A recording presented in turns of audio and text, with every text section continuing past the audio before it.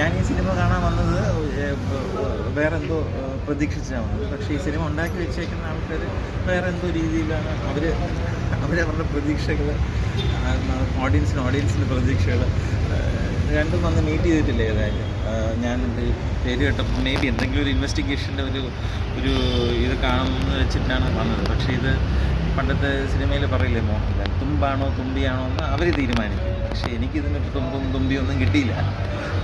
Sorry. ഇങ്ങനെ മൂവിയിലോട് ഒരു cinema ചെയ്യുമ്പോൾ ഒരു കമ്മിറ്റ്മെൻ്റ് ഉണ്ട്. ആർട്ടാണല്ലോ, ഓഡിയൻസിനോടൊപ്പം കമ്മിറ്റ്മെൻറ്റ് വേണം. അപ്പോൾ ഇത് സ്വന്തം ആവശ്യത്തിന് വേണ്ടിയാണോ ചെയ്യുന്നത്, വേറെ എന്തെങ്കിലും മോട്ടിവേഷൻ ഉണ്ടോ ഇല്ല എന്നുള്ള കാര്യം അറിയില്ല. സ്റ്റാർ കാസ്റ്റിന് കുറവൊന്നുമില്ല. അത് റിയാസ് ഖാനുണ്ട്, ബാലയുണ്ട്, രാഹുൽനാഥുണ്ട്, ഈവൻ മമ്മൂട്ടിയുടെ നെവ്യൂ ആസ്കർ അദ്ദേഹമുണ്ട്. അത് പുതിയതായിട്ട് ഒരുപാട് എക്സ്പെരിമെൻറ്റ് ചെയ്യുന്ന ഇതുണ്ട്. വിജയരാഘവൻ്റെ ഡേറ്റും കിട്ടി, നാഷണൽ അവാർഡൊക്കെ ജയിച്ചു. അപ്പോൾ അങ്ങനെ ഇങ്ങനെ കുഴപ്പമില്ലാത്തൊരു കാസ്റ്റാണ്, മോഷൻ കാസ്റ്റ് എന്ന് പറയുന്നത്. ഇങ്ങനെ ഒരു കിട്ടുമ്പോൾ തന്നെ അതനുസരിച്ച് ഇപ്പം എത്ര ഏതായാലും കൂടി ഇപ്പോൾ ഒരു 1 or 2 crores ഈ സിനിമയ്ക്ക് സ്പെൻഡ് ചെയ്താലും അങ്ങനെയാണെങ്കിൽ you should spend the money wisely. I don't know what is the purpose. ഇങ്ങനത്തെ മൂവീസ് ഉണ്ടാക്കിയിട്ട് ഇപ്പോൾ നമുക്ക് കറക്റ്റായിട്ട് ഇപ്പോൾ ഓരോരോ ഡീറ്റെയിൽസ് ഓരോരോ സിനിമയെക്കുറിച്ച് കിട്ടും. അടുത്ത മാസം അറിയാം ഈ സിനിമയ്ക്ക് കിട്ടാൻ പോകുന്നതല്ല കോടികൾ ചിലവാക്കിയിട്ട് വല്ല ആയിരങ്ങളോ അല്ല ചില ലക്ഷങ്ങൾ മാത്രമൊക്കെ ആയിരിക്കും നമ്മുടെ കാര്യം.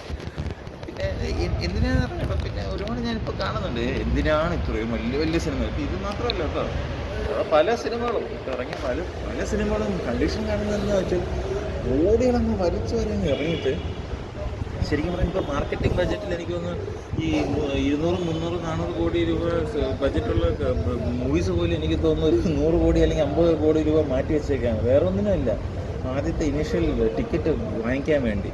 അപ്പം ഈ നമ്മൾ ബുക്ക് മൈ ഷോയും മറ്റേത് നോക്കുമ്പോൾ ഫുള്ള് ടിക്കറ്റ് കിട്ടാനില്ല. അപ്പോൾ ആൾക്കാർ എന്താ പറയുക ഭയങ്കര കിട്ടില്ല സിനിമയാണെന്ന് പറഞ്ഞു.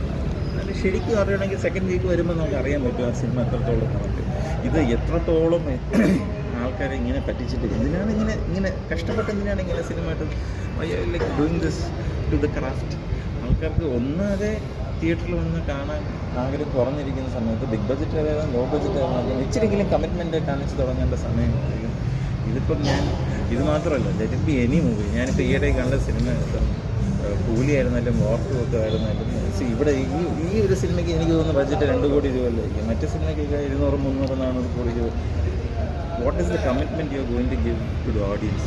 ക്രാഫ്റ്റിൽ എന്തെങ്കിലും കമ്മിറ്റ്മെൻറ്റ് ഉണ്ടോ? എന്താണ് ചെയ്യാൻ നോക്കുന്നത്? ഒരു ഹൈപ്പ് മാത്രം ക്രിയേറ്റ് ചെയ്തിട്ട് പോകാനാണെങ്കിൽ okay fine. It does not require. എന്നെപ്പോലത്തെ ഒരു വ്യക്തിയുടെ ഇതിനൊരു കമൻട്രിയുടെ പോലും അതിന് അർഹിക്കുന്നില്ലെന്ന് ഞാൻ പറയുന്നത്. വളരെ